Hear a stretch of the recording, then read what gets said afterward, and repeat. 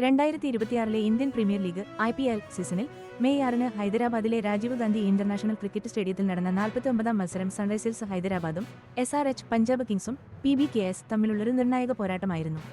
League ഘട്ടം അവസാനിക്കാറായപ്പോൾ play off സാധ്യതകൾ തുലാസിലായിരുന്നതിനാൽ രണ്ട് ടീമുകൾക്കും ഈ മത്സരം വളരെ പ്രധാനമായിരുന്നു. ഈ മത്സരത്തിനു മുൻപ് IPL 2026 പോയിന്റ് ടേബിളിൽ സൺറൈസേഴ്സ് ഹൈദരാബാദായിരുന്നു ഒന്നാം സ്ഥാനത്ത്.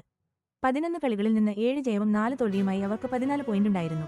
പഞ്ചാബ് കിങ്സ് അധികം പിന്നിലായിരുന്നില്ല. 10 കളികളിൽ നിന്ന് 6 ജയവും 3 തോൽവിയും ഒരു മത്സരം ഉപേക്ഷിച്ചതുൾപ്പെടെ അവർക്ക് 13 പോയിന്റുണ്ടായിരുന്നു. രണ്ടാം സ്ഥാനത്തായിരുന്നു അവർ.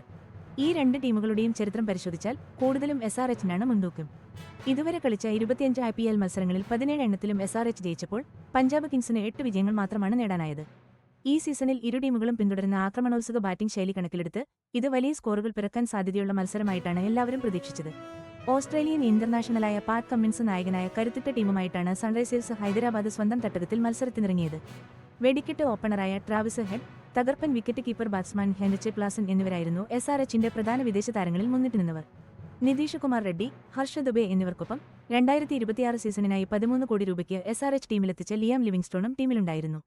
പവർ പ്ലേയിലെ വെടിക്കെട്ട് പ്രകടനങ്ങൾക്ക് പേരുകേട്ട SRHന്റെ ബാറ്റിംഗ് നിര ഓരോ ഓവറിലും 11.5 റൺസിന് മുകളിൽ സ്ഥിരമായി നേടി ആ മേൽക്കോയ്മ മധ്യ ഓവറുകളിലേക്കും വ്യാപിപ്പിച്ചു.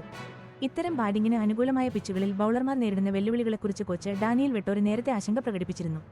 കഴിഞ്ഞ മത്സരത്തിലെ തോൽവിയിൽ നിന്ന് തിരിച്ചുവന്ന ലീഗിലെ തങ്ങളുടെ ഒന്നാം സ്ഥാനം അരക്കിട്ടുറപ്പിക്കാൻ SRH മെനഞ്ഞ തന്ത്രത്തിന്റെ മുഖ്യ ഭാഗമായിരുന്നു ഈ ബാറ്റിംഗ് മികവും രാജീവ് ഗാന്ധി ഇന്റർനാഷണൽ ക്രിക്കറ്റ് സ്റ്റേഡിയത്തിലെ സ്വന്തം തട്ടകത്തിലെ ആനുകൂല്യവും.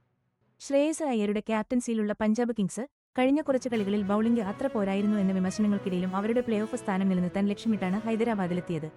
Fast bowler Arshdeep Singh, allrounder Marcus Stoinis, Lockie Ferguson എന്നിങ്ങനെയുള്ള ഒരുപിടി മികച്ച താരങ്ങൾ 2026 PBKS സ്ക്വാഡിലുണ്ടായിരുന്നു.